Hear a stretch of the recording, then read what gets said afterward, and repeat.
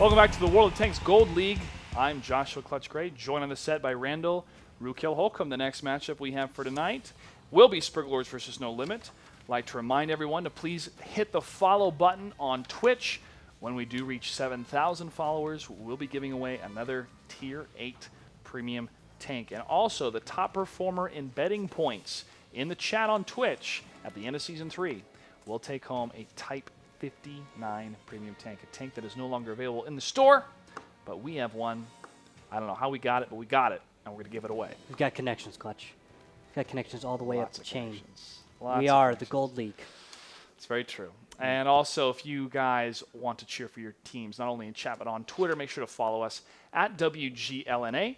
And there you can tell us what's your favorite team, who you're rooting for, and we'll be giving out some gold codes as well. And also, we'll bring up some of those tweets. I might have one ready in just a little bit. But tell us a little bit more about these teams, Randall. Yep, Sperglords from the Silver League. We're a team that got in that way. Of course, again, they will probably be glad to tell us more about that. Against No Limit, a team that used to be called Scurry Hard. Lost that commander, then they reformed as a team, and now they're here. But currently, Sperglords are at 1 win and 2 losses.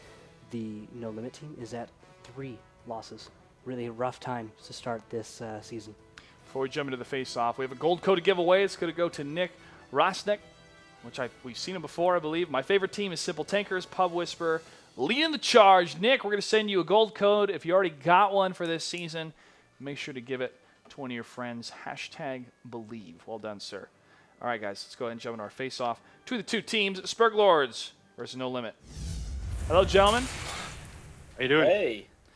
Doing pretty well. No Limit, Floppy Giraffe. You guys had a loss against Simple Tankers, a loss against Hammer Time, and a loss against Refuse to Die. This is the up and up this week for No Limit, is it not?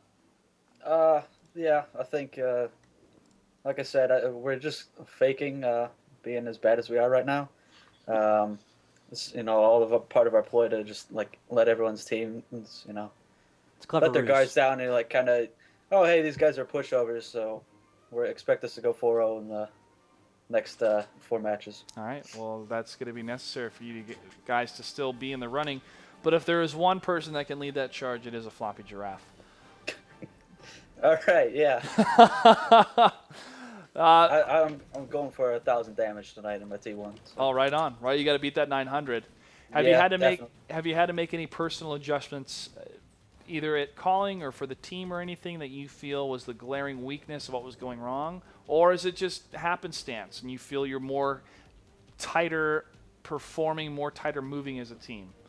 I think it honestly, it's probably more just happenstance. We got some certain guys who are new to the team, and I think it's just everyone just trying to mesh well, and it's not coming up for us. But I think we're right there to hitting that point where everything is going to just start falling in line for us. So yeah, I feel it the same way, and there's a lot of fans that feel the same way.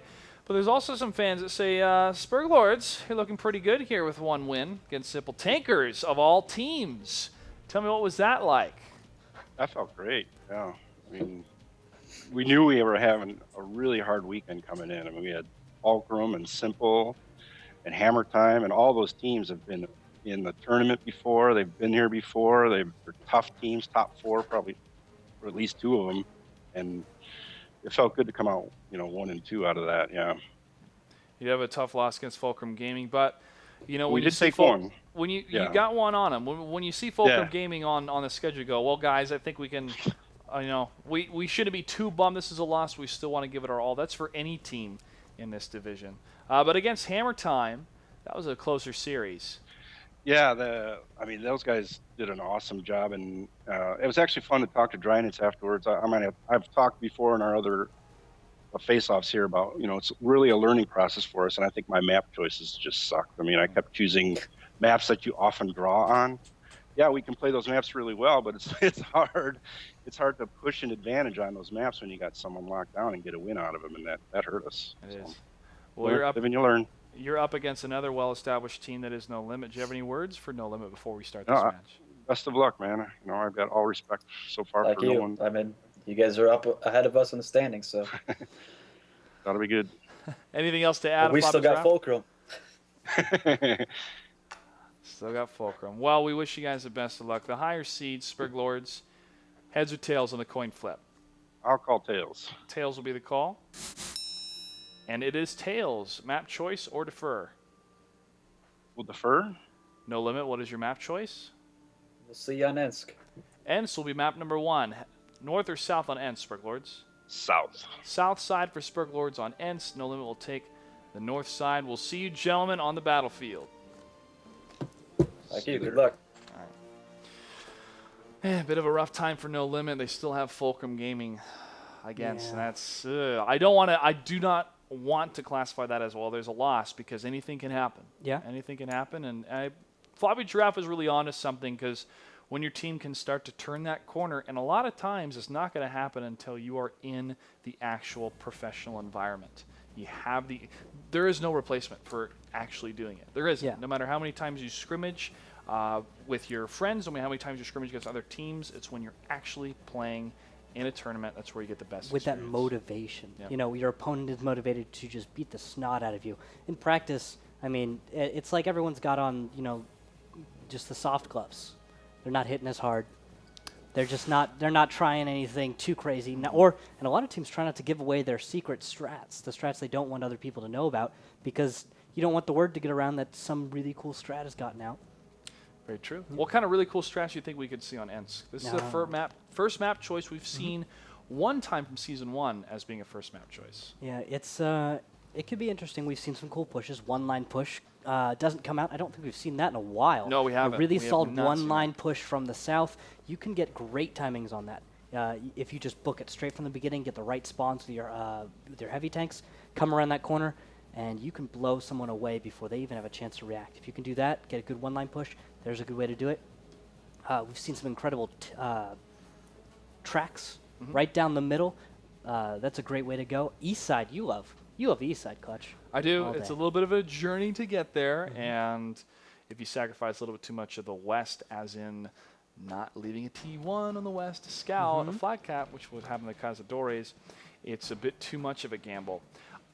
Yesterday, or last week, we didn't see a lot of rail play at the beginning compared to Season 2 with a lot of the Pershing play. Yeah, that was really the meta of Ensk. You'd send your medium to your champion, as it were, to square off against the other guy, and you'd see who was the better person at this little 1v1 at about 300 meters. Yep. And someone would come out ahead.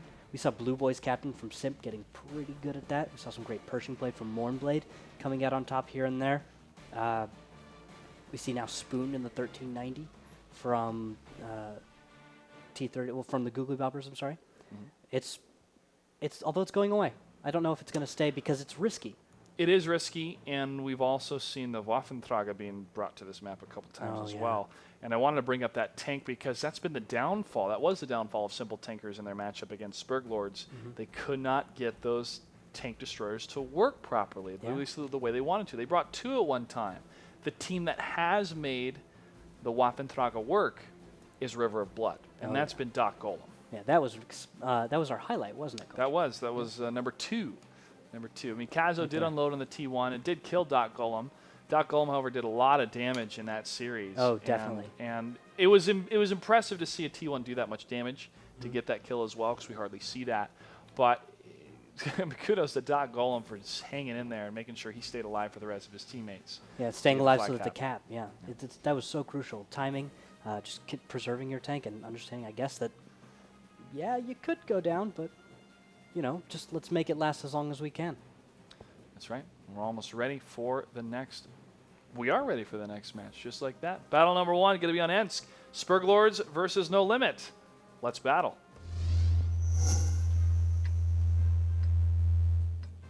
And taking a look at the tanks, we have 3 AMX 5100s and 2 IS3s for the side of No Limit. On the other side, Sperglords, we're bringing 2 5100s, 2 IS3s, and a 1390. I think I see a Spall Liner on Picnic Basket's IS3 and a Spall Liner on Mexi Beans AMX 5100. Those are interesting choices. I've seen some wet ammo racks, though. Good job, Urtai. Props to you, and props to Wallhacks for bringing wet armor access there. Spall liner, it reduces the damage that heat shells can do. HE. HE Not shells, excuse me. heat, just HE shells can do to your tank, and it also makes your tank heavier. And you do more ramming damage. More ramming damage. And you take less yourself. Yeah. So that's a little bit of an advantage, but I'm not sure. That's an interesting choice, and I guess it's a playstyle thing. We'll have to see how that comes into play. I personally would rather have more of a damage output for my gun I agree with you there. than what my physical tank can do. Well- But to each his own. Strategies allow each of these teams to try to make something new or effective against another strategy. If everybody did the same thing, it would get stagnant. That's why you have to come up with different ideas and different tactics. And In the just like that, north. east side push. What do we see for the north, though? In the north, though, we've got IS-3 Picnic Basket chilling out, looking down that one line, looking for that one-line push I was talking about. This is the way to counter it. Floppy Draft and the T1 will be scouting ahead, and it's a very conservative position out of No Limit. Of course, it might counter out Sperglords if they decide to push north from their position.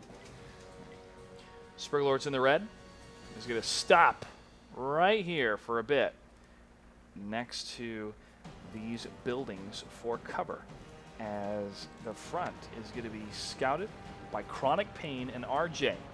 In the AMX 1390 and the T1, Chronic Pain will lead the charge because if he is scouted first, that's less of a damaging blow against Sperglords if he does fall. But now they're starting to round that Bravo and into the Alpha corner, not seeing any tanks yet. And this is all key indications for Sperglords to decide to move up to the north. However, the defensive play of No Limit allows them to simply turn around and start firefighting on the flag cap. When it comes to it. But in the meantime, they're actually seeing that nothing is really in the south. A Floppy Draft's getting way ahead, and it looks like No Limit's going to actually begin their movements towards the south. Urtai's broken cover. Behind him, Sea Otter, Defiler of Seals, and Mexibine. Slightly to the east, and joining them will be Picnic Basket and Static. This is every Tier 8 tank from No Limit. Static looks like he'll be turning around, though. He may return north. Smart move by No Limit. Expecting something on cap because Durasta is on cap, looking to the northeast. What is he? Did he spot? He didn't spot anything. Was he spotted? No one, I don't see anything spotted. on That's the not a toy is side. spotted though. Where is he? And he is. Ooh, there he is. Right down the 5-6 line. He is spotted, and he may go down from. No, he's gotten great cover. No one from No Limit has a shot. Oh, he's going to be hanging back next to really close to the southern position of the rails. Golf is close enough to Floppy see- Draft's going to go hunting for that T1, though. He's in little window. Pops in. Doesn't see him. No, but Smart now you T1 could see play him from 'cause That's Not a Toy. That's Not a Toy did move up a little bit to the north. However, he's moving up a little bit south. He could expose himself here for that scouting run. Nothing seen yet. Floppy Giraffe, though, is looking, hunting for that T1. Doesn't know where he's gone. He assumes he's gone south, though, and his gun is looking slightly the wrong way. If this engagement starts, oh, he will turn his gun towards the right direction. This, whoever gets the drop, That's Not a Toy gets spotted. Floppy Giraffe, does he get spotted as well? And he's not. Ooh, that's really big for Sperglords. Sorry, for No Limit. No Limit has an advantage. Sperglords, though, disadvantage. They know where the T1 is. Floppy Giraffe, though, remains hidden. Just a ninja T1 at that range. Look at that. That's like 100 meters from the corner. So close. That's Not a Toy still bobbing back and forth next to this blown out building, and they're not able to get any shots on him. But He here comes can't see Mexibine, anything and except it's- Mexibine. It's going to be too late. Boom. 5100 does take that shot. He could start reloading now before jumping into another engagement to have a full 6 shots on his drum. That's a T1 advantage now going to the side of No Limit. And they could push further south because the trigger's been activated for Sperglords to move to the north. And there they go. Yep, a Floppy Giraffe will move to the south as T1, crossing in the open, doesn't spot anything. Crossing another, maybe, no, he will not cross another open position. Actually, he will.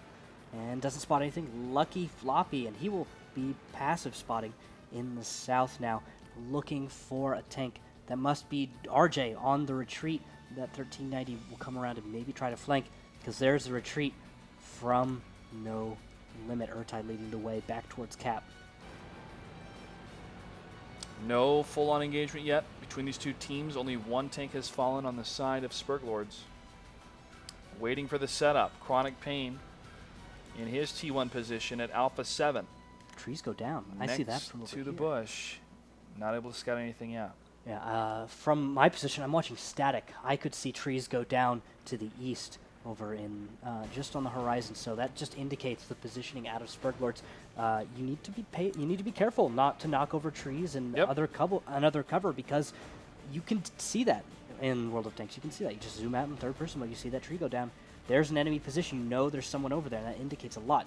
It indicates movement mostly. And those would be big indicators when people brought artillery to 7x42. Not the case anymore. However, when you do play in pub games, artillery is still a used type of tank. I mean, It's just not worth the points here. yeah, exactly. That's just the thing. It's too sacrificial for those points. IS-3 scouted. Urtai is seeing Chronic Pain still behind the bush, not seeing himself. They do know the flag is going to be covered. But again, we're running out of time at 4 minutes. The execution from either team is going to have to be pretty quick here, because once we start getting to that 3:30 mark, after an engagement, one of the T1s will go hide, and that'll bring us to a draw instead of a victory for either team. Yeah. It's happened many times. Yeah, we've got a huge advantage, I think, for No Limit. They've got a majority of the map control. They've got that floppy giraffe in the very south, and he will actually move forward, maybe getting onto Cap. That's going to be risky. They may lose him very early on, because he's on Cap. He's going to be in the bush. That's great, but here's the thing. Sperglords are just a few hundred meters away, just out of spotting range from a floppy giraffe, and even though he has a minute 28, he's not going to be alive for a minute and 28, and he's not going to be covered, I think, at all. Really. Oh, actually, maybe shots down the train tracks. There goes a T1, Chronic Pain. A floppy giraffe does go down, but they're spotting. Wall hacks in the open, Mexibean, Piston Basket, Urtai. All lineup shots, and there are hits. 5100 is trying to share some HP as System Rename falls back. Lestat in the 5100 fires another shot. Not sure if that one landed. Yeah, hit Picnic Basket, but only tracked him. That is it. Candyman. Ooh, Mexibean takes a hit. And now Picnic Basket takes another. Damage going in favor of Sperglords. And T1s, though, still going in favor of No Limit. This is going to be a snipe warfare, though, on the either side of the rails for a while. But the push looks like it's going to be happening from No Limit. They have been... Yeah, they don't want to. They don't want to stay in that engagement. They don't like it. There's no spotting. They've disappeared from the map entirely, but that's for both teams now. They don't know where they've gone. But they have to assume it's on the east, and that's why they're resetting. Lestat, Candyman, Is and Sperglords ready Wallhacks. for this push, though? Yes, they are. Looking in the correct direction. They predict it, and their first spotting. Static takes a hit, has to juke to the left. Seotter obliges by moving also slightly to his left. And Picnic Basket will come around the corner looking for a tank. Seotter. Oh, Static taking more hits. Where is that coming from? It's coming from all the way to the back. That is one of the heavy tanks. His name is System Rename. He's going to fall back and forth next to this house. Also, RJ's finally Another spotted. hit. Shots going out. Picnic Basket could be taken down. RJ takes Picnic down to 191. Another hit could finish it, but RJ, not able to keep cool, will go down. But Static and Picnic Basket are down to 191 and 239 apiece as Lestat is moving in for the kill. Mexibean going to block for him, or not. And Lestat is... Oh, Picnic Basket and Lestat will take down the 5100. Lestat in the 5100 from behind. Going to focus on Seotter, Defiler of Seals. He falls. Lestat takes a big hit, though. 45 HP left. Mexibean, his 5100 is going to be running away from the IS-3s. They're trying to stay alive as long as possible, not to deal damage output per se, but to make the rest of the red team follow him, and it's not going to be the case. System Rename's going to crash right into the T1, almost destroys him. He does get him. A minute and 10 seconds left. Urtai and Mexibeam now on the run from the red team, from Sperglords. Sperglords only have to kill 2 more tanks with a minute and 2 seconds left to get the victory. However, if these tanks are able to outrun them, if the IS-3 Urtai is able to outrun these tanks, it will result in a draw. Yeah, and he is booking it as fast as his IS-3 will go. Doesn't look like he's spotted down the train tracks. That's huge. Oh, he's spotted. He is spotted now. And boom! System Rename gets a shot as he crosses it. That's a big hit.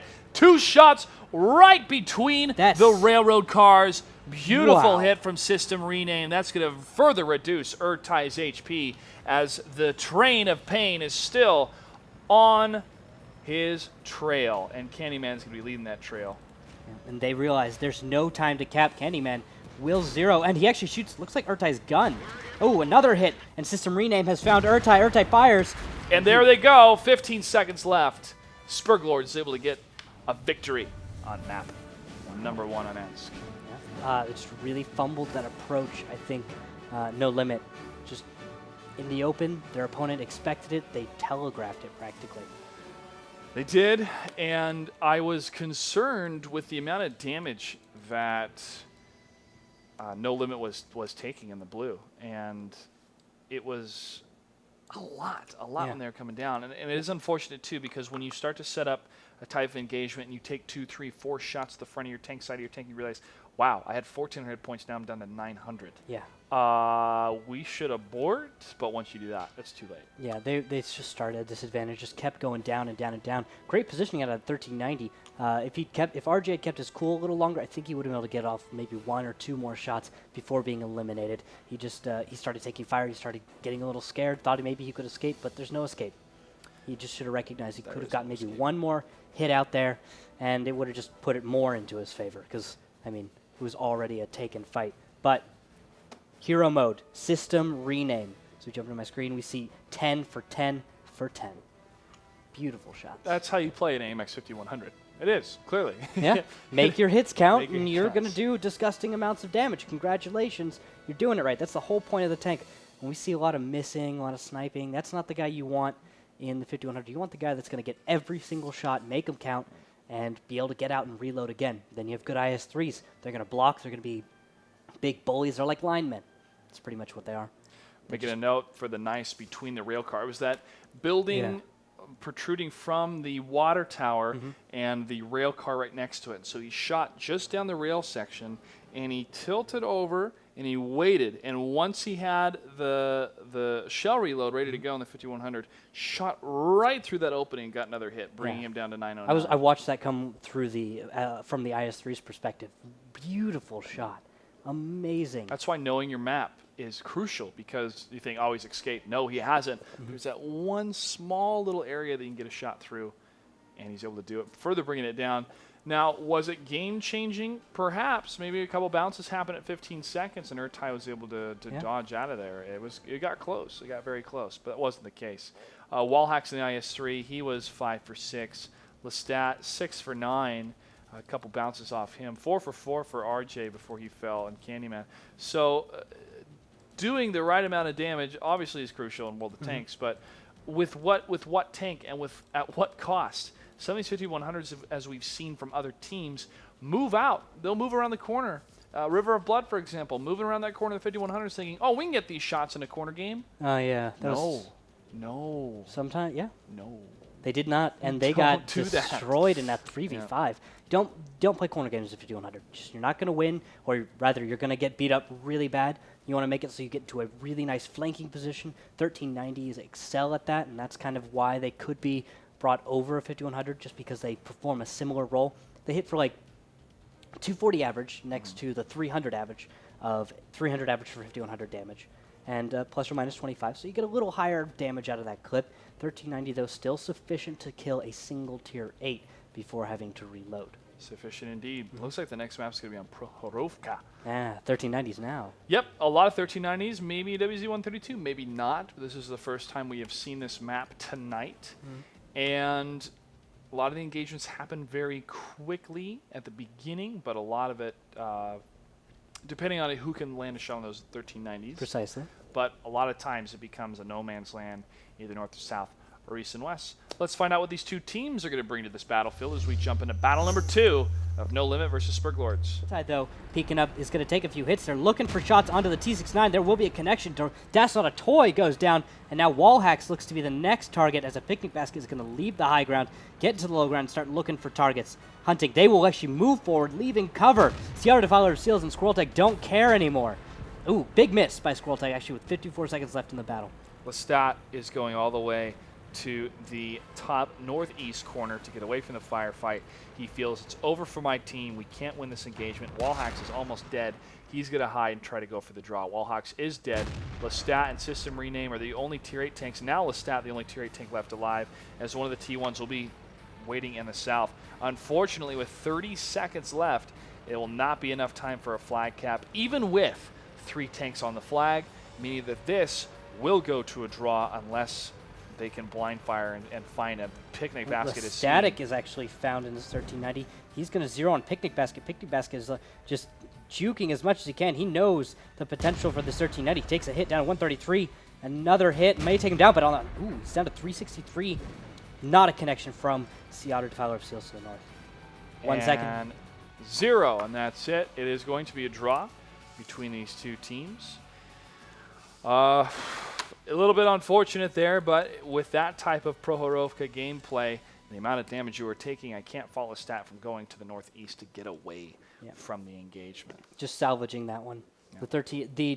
The T-32 and Pershing were just too good to deal with. They couldn't push on them, and when they tried, they just weren't able to make it happen. They pushed the east, but it didn't come to anything. No. They just kind of killed the T1 and stopped. It didn't really come to anything, and that was the same for Sperglords, as they were going to push. They were both doing this. Sperglords was pushing down this way, and No Limit was going up to the north, and they both just stopped and turned and started fighting, and the survivors went that way. In every situation, though, I think No Limit really had an advantage in that battle. Let's go ahead and take a quick commercial break. We come back. Battle number 3 between Sperglords and No Limit. Stay tuned. You're watching the Gold League for World of Tanks. Welcome back. Big Dave had a great sale during the holidays. He was able to sell that Sherman, but he's got another tank he's trying to sell. Yeah? Yeah. What's trying to sell? The Hetzer. Ooh. Yeah. The 38T. It's a nice tank. Yeah. It's a beautiful tank. We may have another M4 Sherman he's trying to get rid of. $46,000 for a down payment. It's not bad. I mean, for a tank. He'll throw in transportation costs for Really? down payment. Yep. That's a sweet deal. It is. It is. So one of you guys should go out and contact Big Dave. Maybe you That's can right. get a tank. You can follow him on Twitter at Big Dave's Ranch. That's all you got to do. Make sure to follow us on Twitter, WGLNA, giving out gold codes every broadcast. All you got to do is tell us which team you're voting for, which team you're rooting for. And also, a quick rundown on the betting, guys. All you have to do in chat is follow the instructions on the betting. There's a betting bot, and you put exclamation point, bet, the number of points you want to bet, and then after that, you write the team name. Now, you always have 10 points no matter what. Yep. Even if you go below the red line, you'll automatically have 10 points again as your starting balance, so you can use those 10 points. And the winner, will take home a Type 59 tank at the end of Season 3. So you want to continue to be engaged in chat. We always appreciate it. And make sure to hit that follow button as well on Twitch, because if we hit 7K, we'll give away another premium Tier 8 tank. I don't know how we get all this stuff to give away, man. We have I connections, almost feel Fletch. guilty giving it to No. We love giving away codes. I love it, at least. Just make it rain. But battle has begun. Let's go into Himmelsdorf. Here we go. Battle number 3. And what do we have for tanks? Tanks, we got 3 5100s, 2 IS-3s. For the side of No Limit, Sperglords is going to bring 2 5100s, 2 IS-3s, and they're actually going to bring a T-69. That's not a toy in the T-69. Interesting choice. Haven't seen that in a while. It is an intriguing choice on Himmelsdorf. You do have some mobility, but you sacrifice the armor. And you also sacrifice the amount of burst damage you can do compared to AMX 5100. But what is the major difference of burst damage between a 5100 and a T-69? I think it's just the full-on 4 versus 6. But with the reload time... Well, you do 240 damage per shot in the T-69. You've got a 90 mil. Versus the 300 damage per shell in the 5100. So right there, big difference. And you've got 6 shots for the 5100 versus 4 in the T-69. But T-69 gets an advantage of having better gun depression, better view range, harder turret, and it has a faster shell time. So it's 2 seconds versus a little bit more. 3. Yeah. Something like that. 2.35. But now we've actually got a floppy draft in the T1 squaring off against Phonon. He will unload, and neither tank will go down. They just too good of cover and not able to quite get those connections. Phonon at 30, floppy at 29. I think floppy may be reloaded first, but Nope, Phonon got it. GG. Phonon gets those shots in the T1 with 30 HP left. Look at what's happening on the east. Nothing. It's a push on the west for No Limit. The only thing in the east is 1 tank on the hill for No Limit. Sperglords almost had a 2 tank engagement on the hill, and now No Limit's setting up for a good flag cap, but can they hold it? Oh, they may Sperglords might not be able to actually stop cap. Looks like they're getting ready to go to the 8 line. And as that happens, Picnic Basket is going to spot That's Not a Toy. And he zeros, fires, but he hits a truck. And he takes fire in return, but heat fizzles. And they actually won't be able to get onto cap just yet, as there are some tanks to the north who are going to begin to engage on wall hacks, it looks like, and can't see who that is in IS-3 behind Wall him. hacks and Candyman. And joining him right behind to the rear is another heavy tank. That will be System Rename in the AMX 5100. They have the G line set up, and now System Rename is turning around and is going to back up the play for the other T-69, Das Not a Toy, and was stat sick in the 5100. Picnic Basket blows a shot that he could have gotten for free on wall hacks as he backs up, getting a little bit afraid of those snapshots. I mean, new accuracy is good, but got to take those guaranteed hits. Could have gotten it. And now there are 3 tanks on cap. 12 seconds left on the cap. No one's even in position to stop this. That's to the north. They can't even stop it, and the Oh. IS-3s are going to go ahead and continue this engagement. Wall hacks going to absorb the fire from the 5100s. Urtai's going to push in. 3 seconds left. Oh, did they leave? No, 5 seconds left. What is happening on the north? Is there a... The cap is I'm getting delayed. gonna jump over there right now. I can't tell what's going It's on. 11 seconds, 19 on the red cap, down to 51. They've killed a T8. Picnic Basket engaging as best he can. There's some crucial bounces here. And That's Not a Toy may go down to 34. Urtai comes in, looking for the shot. Ammo rack to finish off That's Not a Toy. Blue base is captured, though, thanks to the red team. Sperglords able to get the win with those T1s up to the north side. Resets were happening. I thought the north side was getting engaged for a second, but the T1 was way too far away. We got mixed. We got caps mixed up there. It was a delay. It was very short time on red base in the south. North base, though, only 2 tanks. It was a little bit slower. Yeah, the south side, the reset happened. Yeah. I kept looking, okay, there's a reset, there's a reset. I thought you were calling out for the north. It's like, it looks fine to me. Let me go check. But that was a very good play coming out of Sperglords.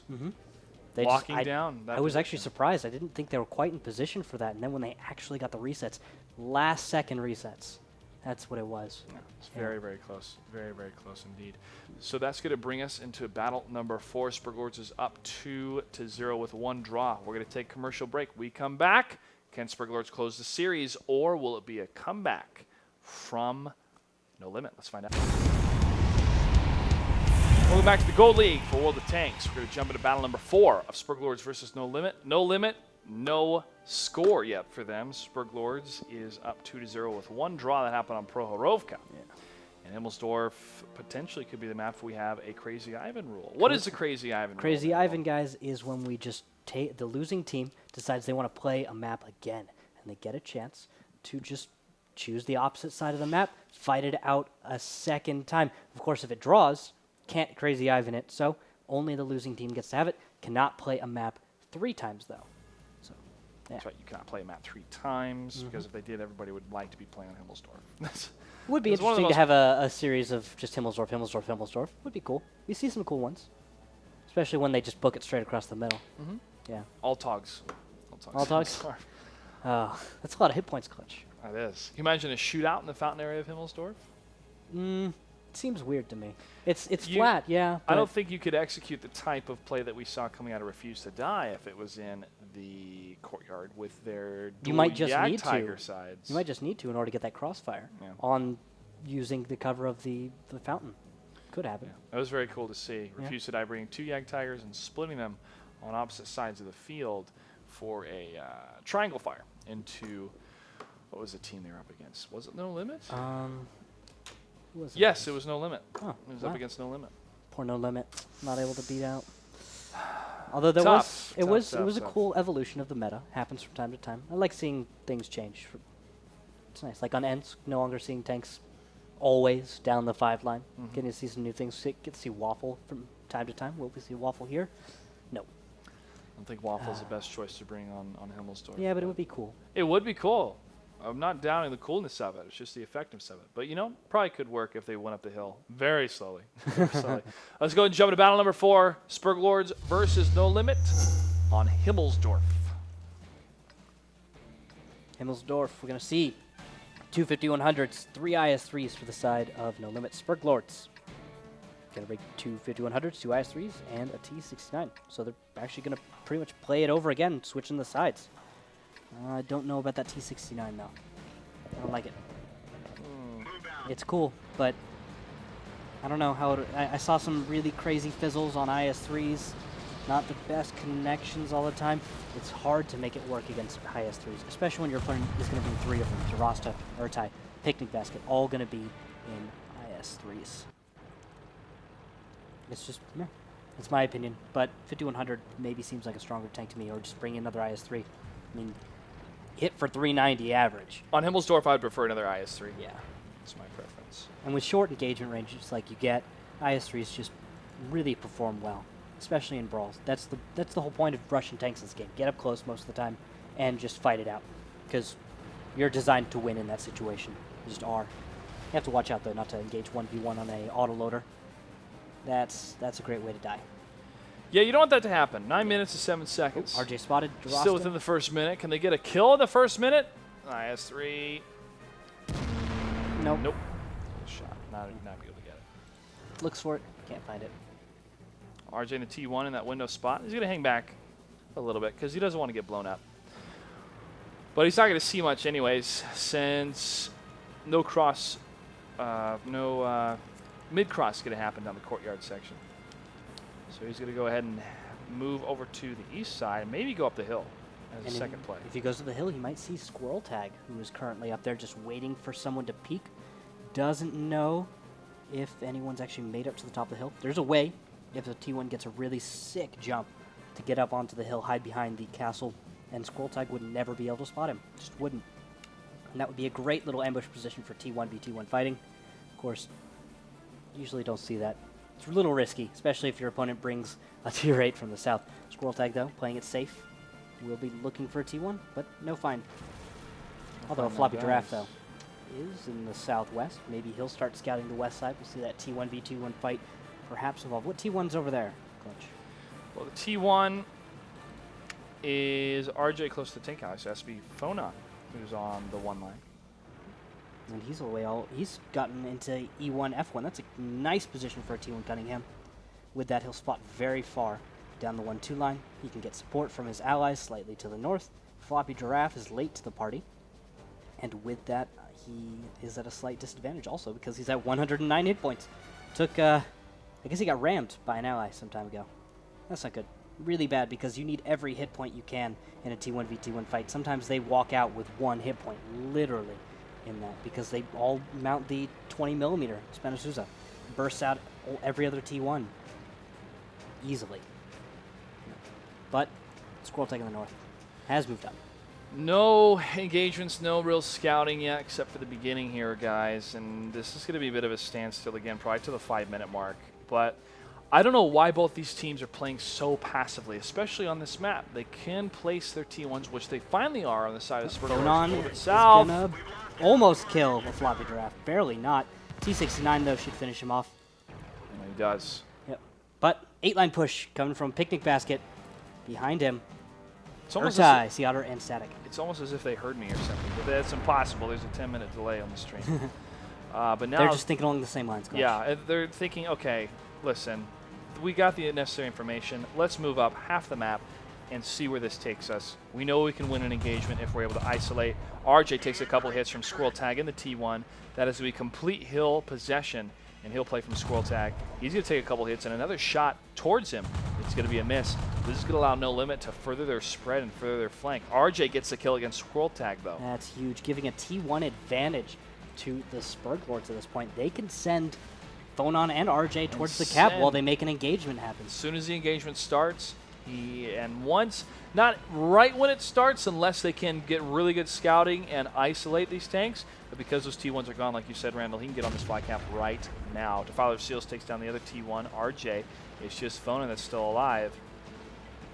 It's not too good, but they will send a tier 8 back at Static in the AMX 5100. He is predicting this T1 cap pressure, but I think they should pull back the rest of the No Limit tier 8s because there should be an engagement coming in once Static is spotted. Although, actually, they could be starting this engagement now. The delay will mean that Static might be able to return to the group and help in the fight. Phonon is spotted, Static zeros, and fires. That's a nice shot in the dash down at 20 in the front, 1,001 damage. Was left HP. Sperglords really making a mistake here. They could have started an engagement in their advantage, probably won the battle right here, but because they haven't supported their T1, they haven't made the fight happen simultaneously, it's going to be an even fight. And Static's even going to have beautiful flanking shots, even though Sea Otter is going to take some hits. Down to 406, down to 89. Another hit will finish him off. Lestat down to 734, gets hits from both sides. 5100 Static lines it up and gets the kill. That's going to be a tier 8 advantage. Tier 8. It's even. Even Dead, right now, yep. Evening up the advantages here. Darasta gets a beautiful hit on Dazzling Toy. Darasta, though, takes a hit from wall hacks. Playing the corner game, Candyman puts a shot down. Static taking a few hits down to the south. Gets on a flanking position. He's looking for that T69, and Dazzling Toy barely slips away. Urtai taking even more damage. Candyman needs to take a hit. Darasta and Urtai need to land their shells. But they Wallhacks won't. and Candyman cruising around the other side. They see more Urtai. bounces. Candyman, who's he going to focus on? Is it Urtai or Darasta? Well, he's getting blocked by Urtai. They're going to focus on Urtai. 142 damage left on him. Darasta 696. Lines up another shot against Wallhacks. Candyman's going to be reloaded for another shot against Urtai. Gets the kill. Wallhacks at 381. Getting behind Candyman as Candyman pushes up against Darasta. And in the north, Picnic Basket finds system rename, but bounces on the 5100. Darasta gets the kill against Wallhacks. And here comes Static in the 5100. Candyman focuses on him, and he's at 888 against 325 at Darasta. Going to try to get a good angle for the bounce. Does not bounce, but he lines up the shot against Darasta. This could be an angle game between these two IS-3s. Oh my gosh. He gets the kill, though, and that's going to be a victory for the Sperglords, closing the series 3-0. You missed it, Clutch. In the north, 5100 was able to get his reload, and there were 2 misses by an IS-3. That was that Picnic Basket? I think that was Picnic Basket. He missed 2 crucial shells that he could have finished off 5100 with. First one actually bounced off the front, and the second one, he got. I heard Zamorite got damaged, but I didn't hear what else. He died to a 5100 when he should have easily gotten the kill, and that should have won it. But wow, really coming back, Sperglords, GG. GG Sperglords. Well, it took them a while to find the right engagement. Like you said, they could have jumped on that position earlier, at least moving down to the south. Once the T1 saw the one heavy tank away from the rest of his friends, away from the engagement. Once you see that, go! You should have started the fight before it. So Yeah. what happens is the whole fight's happening. And A tier 8 cannot afford to leave the fight. You make it so the T8 is pinned. He can't afford to walk across the field, return to base. And when that happens, you see there's somebody trying to return to base. Everyone focus that guy. He goes down. Next guy has to go, do I sit here and fight? Or do I sit here, or do I have to make a choice and run? But making a choice to run to that part, battle's lost. That's right. Yeah. That's right. Yeah. Well, we're going to take a break. When we come back, we're going to get the next matchup set up, and that's going to be between Simp versus the Cunninghams. This is a match you do not want to miss.